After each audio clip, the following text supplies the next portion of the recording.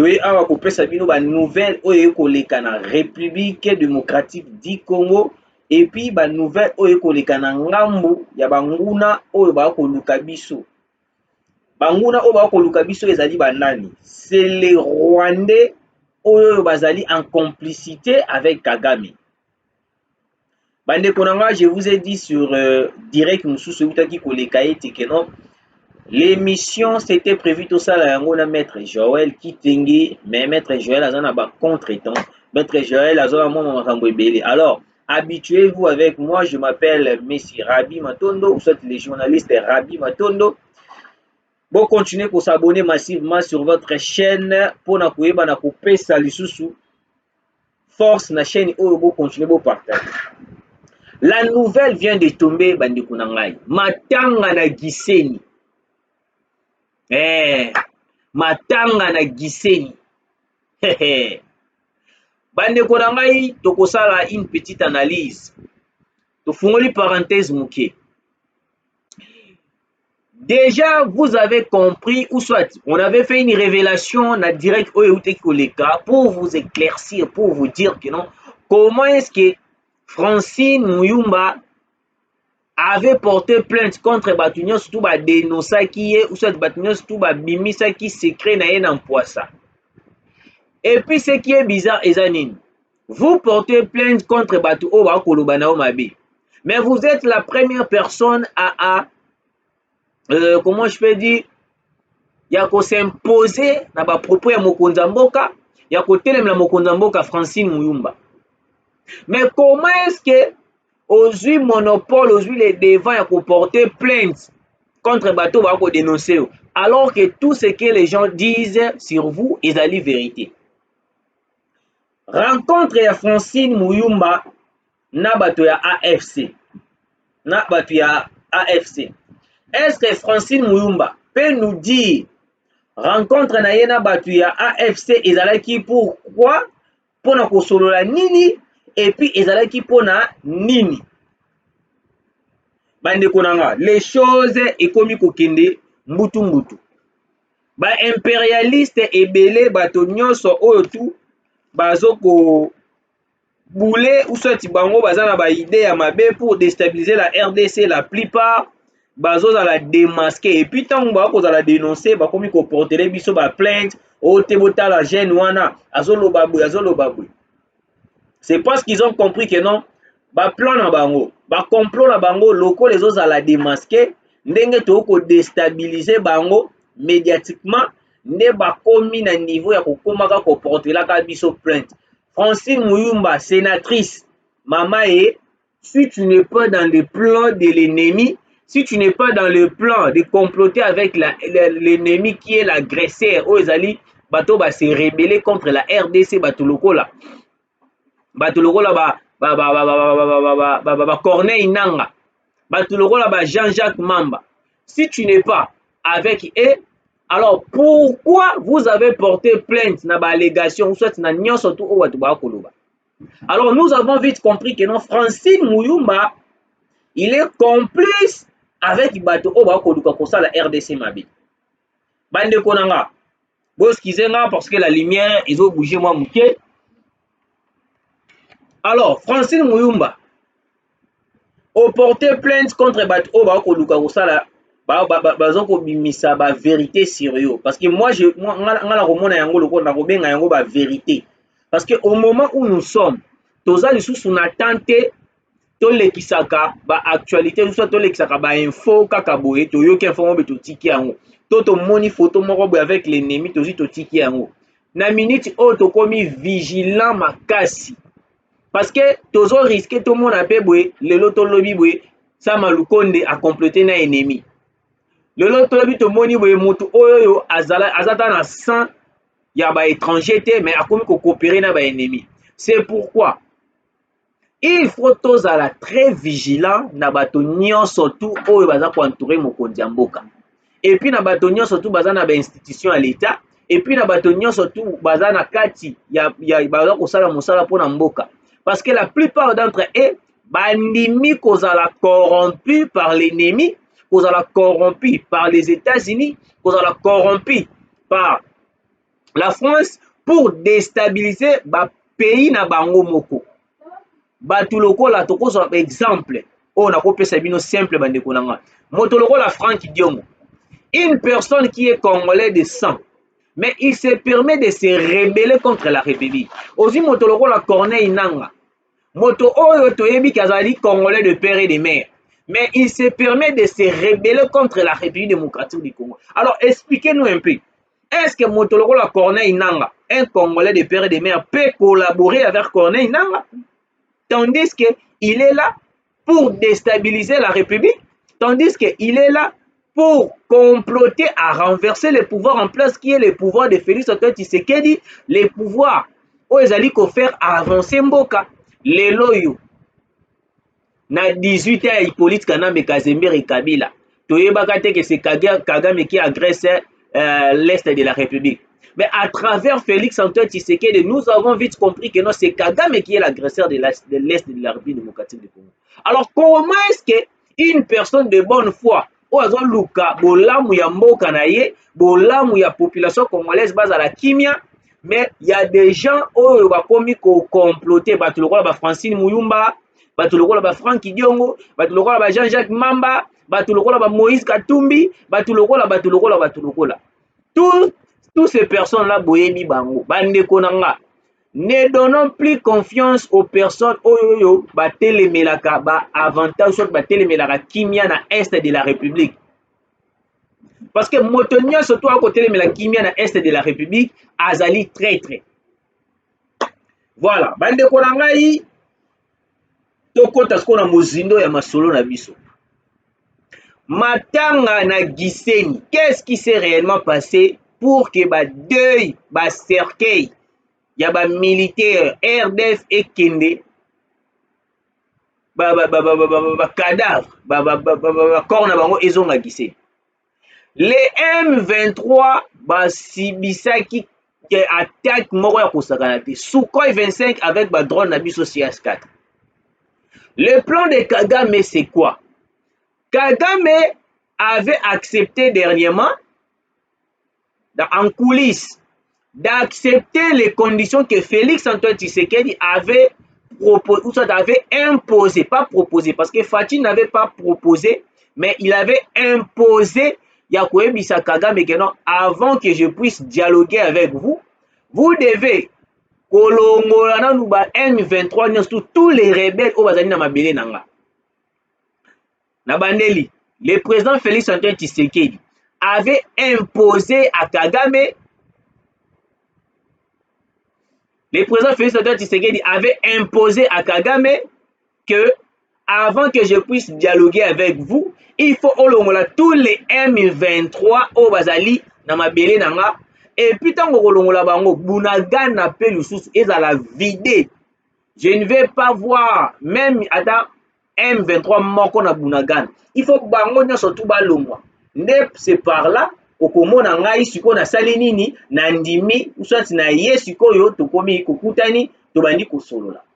Alors pendant que il avait accepté ya kolongola ba homme na ye ba rebelle na mabele na biso, Kagame avait ordonné une attaque oyoyo. Peut-être vous êtes déjà au courant. Les M23 balancent qui 10 bombes na place oyoyo na Saki. C'était le même lieu oyoyo Sadek abanaki kokende pona koyeba ko étudier terrain pona nini po bayeba na ndenge nini siko bakosala makambo na bango kuna. Et puis 10 bombes lancées par les M23 et bomaki des militaires sud-africains. C'est pour cela dans les rapports ou soit dans la déclaration, le président Cyril Ramaphosa et puis le gouvernement sud-africain regrettait qui en disant que non, incident. Les M23 plutôt, excusez-moi, les M23, betaki bango bombe tout et tout, et puis il y avait eu de morts. Place au wapi sikoyo Kagame to comprendre que non azalaka malin. C'est pour cela le président Félix Antoine Tshisekedi alobaki boye.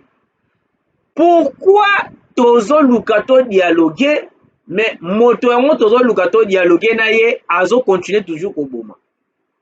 Yango mokonzi ya mboka alobaki plus question de reculer, plus question ya kotala Kagame na miso boye. Nous devons à tout prix, même si tozo dialoguer, tozo continuer toujours na manduki, même si tozo dialoguer, tozo continuer toujours ko sécuriser partie est, parce que Kagame a un plan. Le plan de Kagame ezali nini?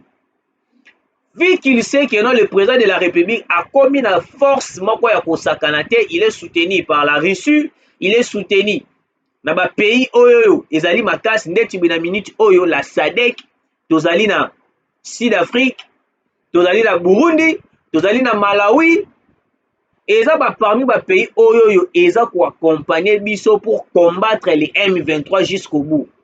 Parce que les M23 que vous voyez là, ce n'est pas les M23 au Komuna ba Bertin Bisimwa, au Komuna ba Willy Ngoma. Les vrais M23 c'est Paul Kagame. Peut-être certains Congolais vont comprendre été bandekonanga to pelto bonsa lumière. Peut-être certains Congolais vont comprendre été. Les vrais M23 ezali Kagame. Alors, na attaque wana na attaque wana oyo basalaki ebomaki des militaires ya SADC. Bandeko nanga,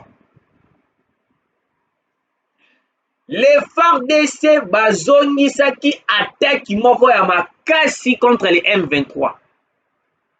Au moment où je vous parle, plusieurs M23 batombaki. Plusieurs M23 batombaki. Biso tomitu dans la question. Kagame avant, il disait que non, le M23, ezali batona ete, ya yebi bango te, que le M23, ezali ba Congolais, bango na bango moko bazo bunda, bango na bango moko bazo sala makambo na bango.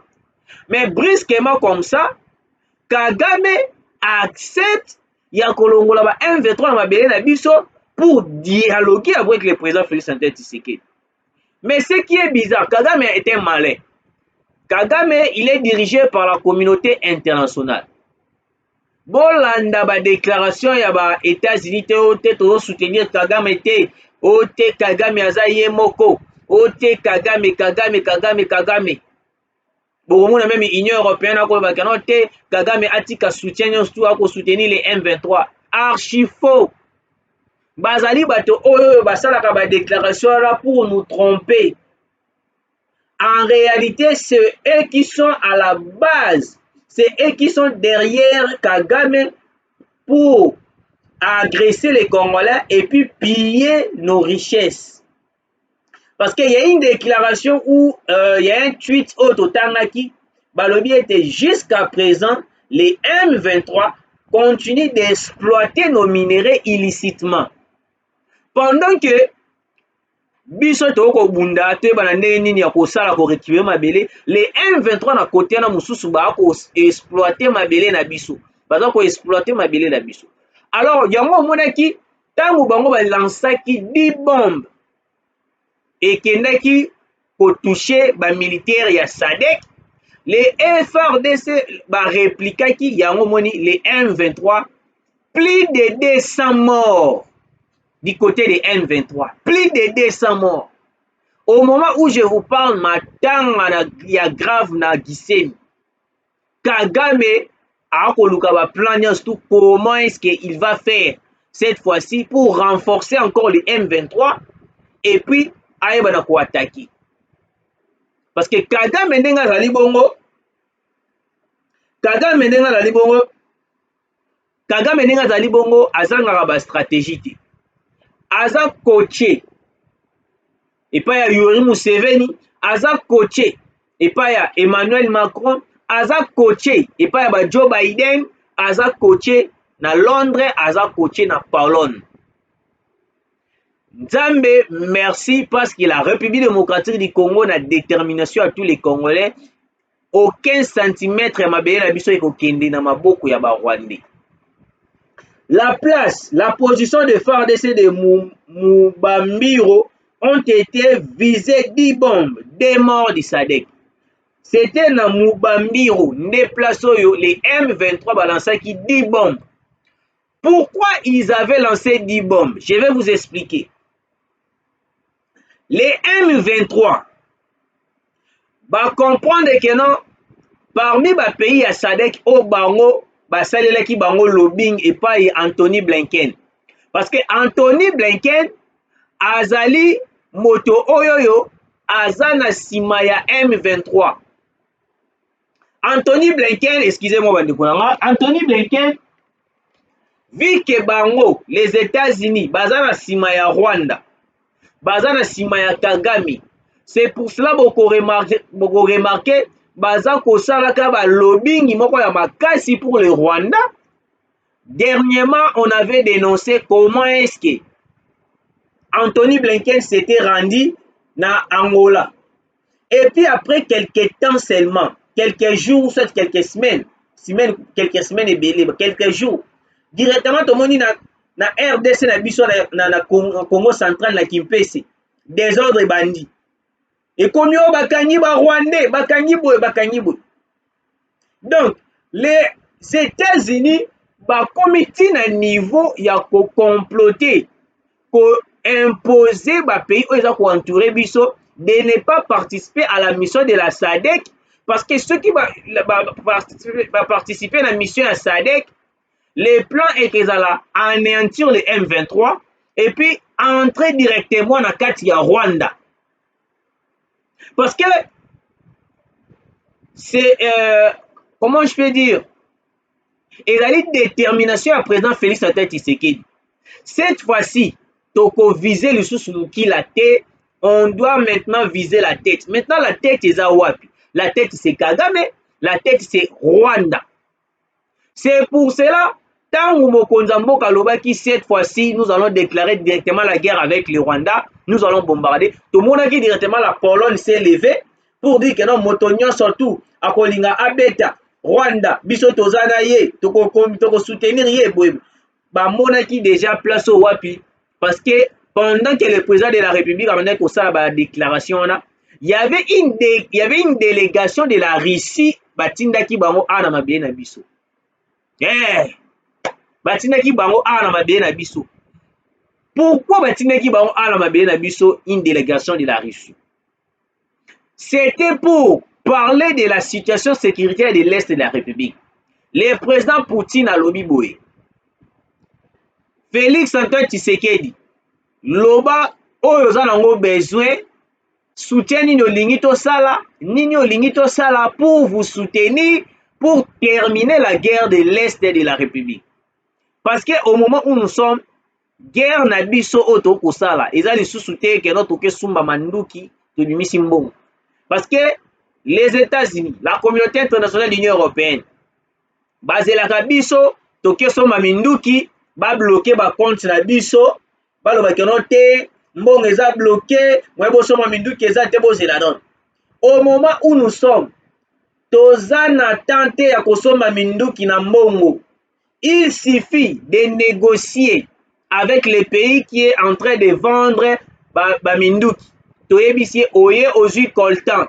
To signer contrat ozui coltan obesi biso manduki. Oyezali sophistiqué pour terminer les M23 et le Rwanda et Kagame. Toza sous la tente de débloquer mbongo 10 millions, 10 milliards. Vous voyez la Russie. La Russie, contrat oyo toko signé na ye, to accord oyo signé na ye. Ezalité contrat européen ça mbongo pesa biso minduki.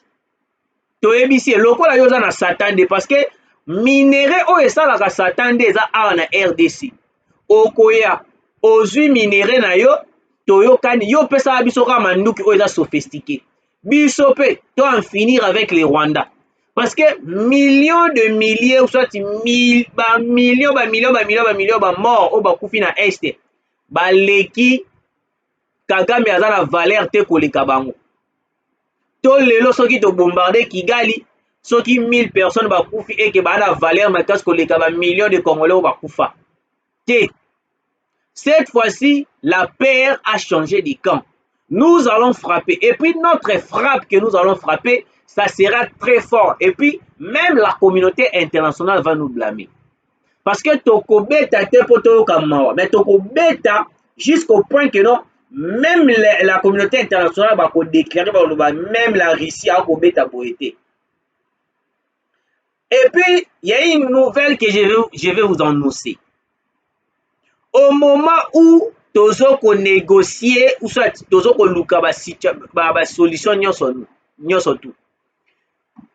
250 drones commandés na Russie et puis na Turquie. Et na Chine plutôt.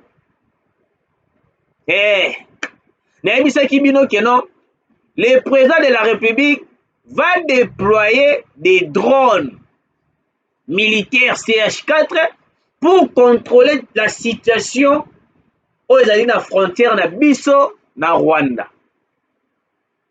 Parce que les Rwandais, les M23 pensaient que non, ba drone na biso, ils allaient ba drone moko, ya ba drone moko photographique.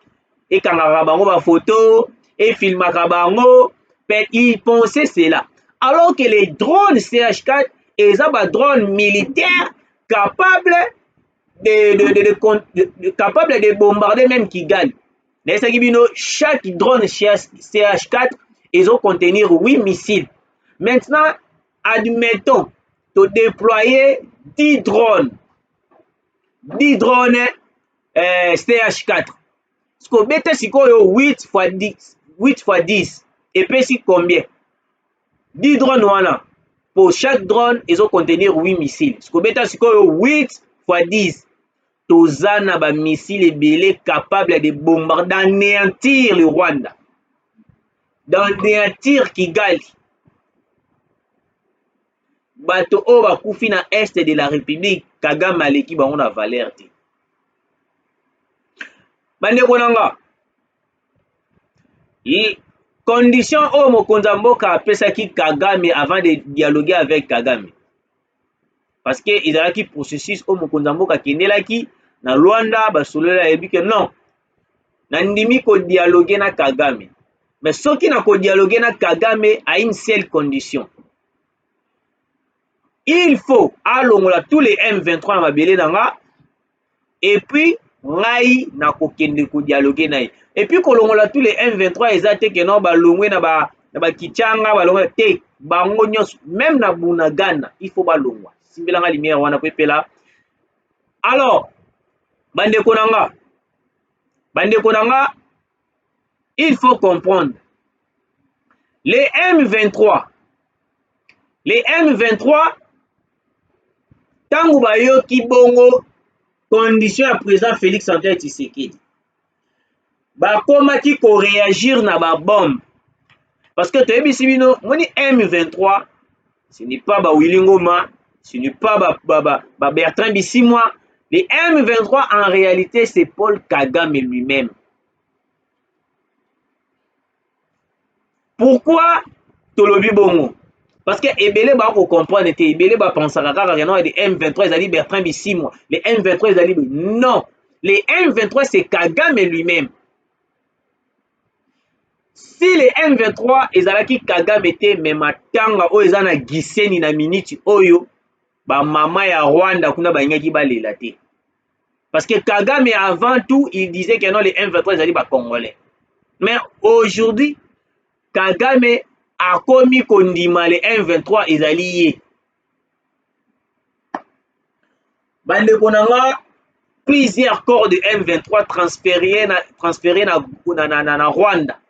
Frappe aérienne, il y a Sukhoi 25 avec CH4 et pilonner tous les M23. Et pilonner tous les rebelles. Maintenant, quelle est la position de Corneille Nangaa? Corneille Nangaa nous disait ceci. Nazoya Kinshasa, Nazoya ko renverser pouvoir, Nazoya tosala boy, Nazoya tosala boy. Pourquoi Corneille Nangaa insistait toujours que non, Azoya Kinshasa pour renverser le pouvoir du président Félix Antoine Tshisekedi? Corneille Nangaa savait que non, au sein de Katia Kinshasa, il a de pions qui permettre et faciliter pour renverser le président Félix. Quel est le pion de Corneille Nangaa awa na Kinshasa? Bandeko nanga bo partager dans l'émission. Je vais citer tous les noms. Il y a ba complice au Corneille Nangaa azana bango au ba ko boulé ba renverser le président Félix. Partagez d'abord l'émission, nous sommes en direct. Partagez l'émission, écrivez-moi sur vos commentaires. Naloba na citer ba kombo tonatika. Boko melanga ba commentaire na yeba parce que peut-être un musu boko lingate na citer ba kombo. Soki boko lingaka na citer ba kombo ya bato o baza en complicité avec Corneille Nangaa pour déstabiliser le pouvoir du président Félix Antoine Tshisekedi. Écrivez-moi sur des commentaires. Boko melanga biso na ba commentaire. Si vous voulez que non to bimisa secret à Corneille Nangaa bato oyoyo bazali cité na complicité pour renverser le président Félix. Écrivez-nous sur les commentaires. J'attends vos commentaires. Na tanga ba kombo na bango to na tika. Toto les gana biso na sujet mususu. Bandeko nanga. Corneille Nangaa azana bato oyoyo bana Kinshasa awa pona koyeba na kosala plan pour renverser pouvoir en place. C'est pour cela que je pose la question, nous sommes en direct bandeko nanga. Nayebisa bino tona tangela bino ba kombo ya bato oyo bazali en complicité à la Kinshasa vers Corneille Nangaa pour déstabiliser le pouvoir du président Félix. Tona tika toki na biso na sujet mususu. Si vous êtes d'accord que na cité ba kombo ya bato oyo baza complice na Corneille Nangaa, écrivez-nous sur les commentaires. Mathieu Balouki, écrivez-nous sur les commentaires. Est-ce que je dois citer les noms des gens qui sont en complicité avec Corneille Nangaa? Bandeko nanga, est-ce que totanga ba kombo ya bato baza complicité na Corneille Nangaa totanga te? Bokomela biso na commentaire. Tozela kaka commentaire na bino. Tozela kaka commentaire na bino. Totanga. Totanga te. Alors, bandeko nanga, je vais vous dire, ou soit je vais vous citer des noms phares bato o bazali ba pion avec Corneille Nangaa. Les gens au baza pour comploter contre la République. Je vais vous citer les noms des gens qui sont en complicité avec Corneille Nangaa baza awa na Kinshasa. Plan na bango ezali nini?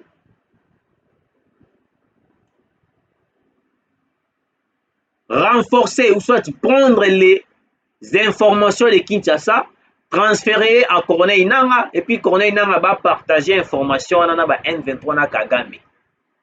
Voici le plan Yabato Oyoyo va soutenir ou soit baza en collaboration avec Corneille Nangaa. Est-ce que vous êtes prêts na citer les bino ba kombo Yabato o baza en complicité avec Corneille Nangaa? Est-ce que vous êtes prêts?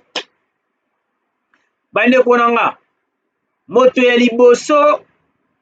Tout d'abord, oyo biso to soupçonnaki, c'était Francine Muyumba, la sénatrice, la femme qui parle très bien le français, la femme qui a toujours contesté le président Félix Antoine Tshisekedi, la femme oyo atikala jamais kozala d'accord na président Félix Antoine Tshisekedi. Atikala jamais qu'on dit ma président Félix Antoine Tshisekedi. Francine Muyumba. Pourquoi seulement au moment où nous voulons attaquer le Rwanda, nous voulons anéantir le Rwanda, Francine Muyumba se permet de rencontrer les AFC de Corneille Nangaa? Bandeko nanga.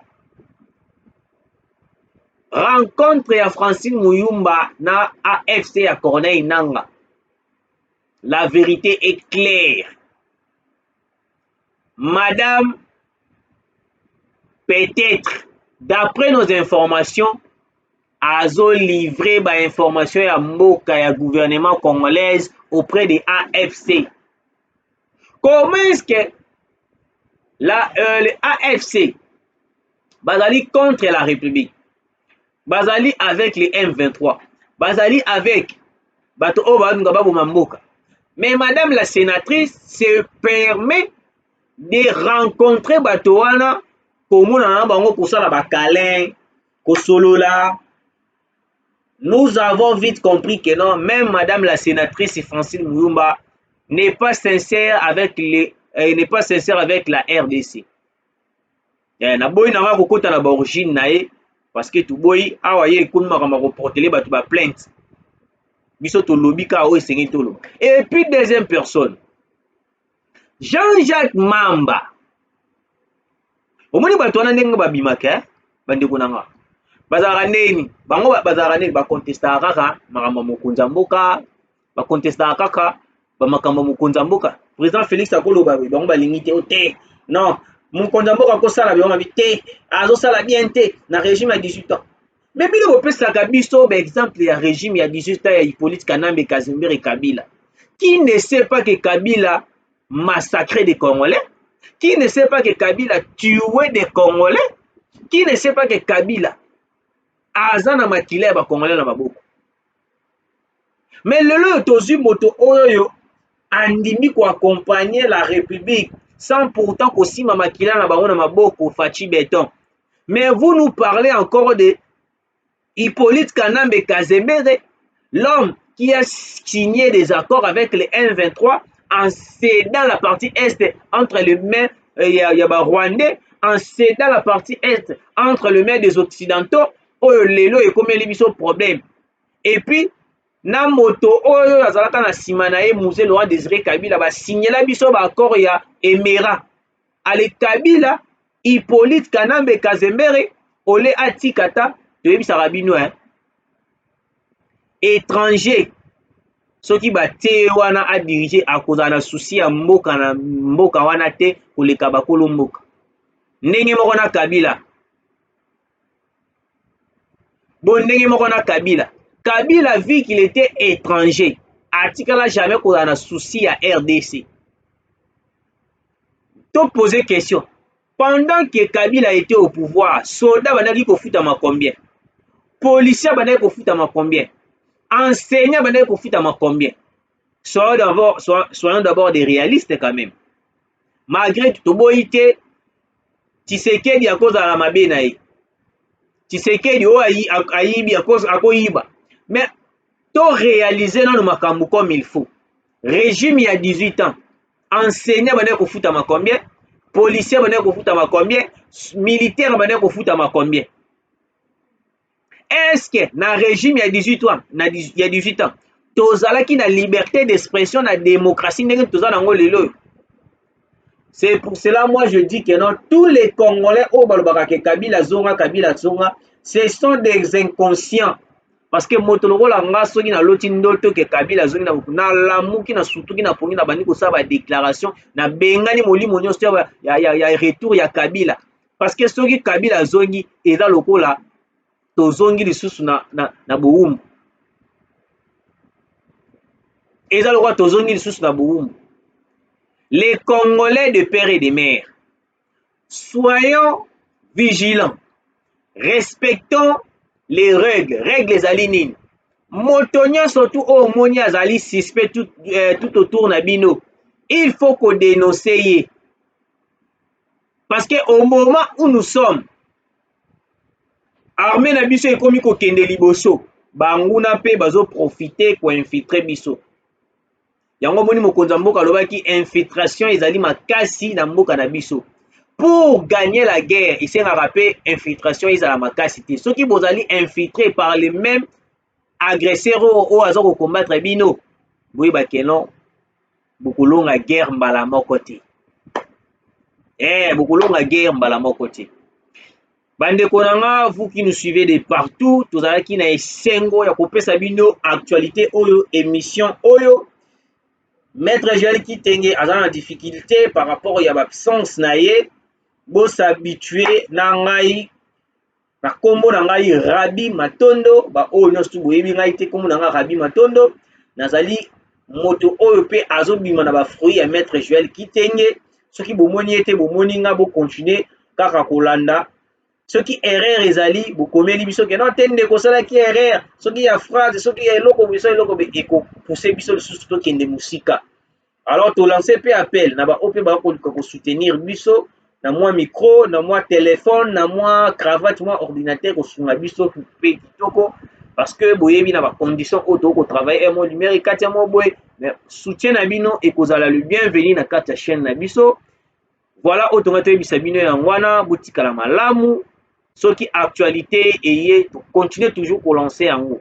Restons vigilants pour protéger la RDC. Omoni moto oyo azali suspect azali na elongi oyo ezali koconcorde te dénoncer ye. Omoni moto moko boye par rapport ya badire na ye par rapport ya agitation na ye eza normalité dénoncer ye. Nous voulons sauver la RDC. Et puis totikala confiant avec le président Félix Antoine Tshisekedi. Moto nyonso oyo azali complice pour déstabiliser la RDC à Kokokate. La RDC est pour les Congolais et puis aucun centimètre de la RDC est kokini na maboko ya Kagame.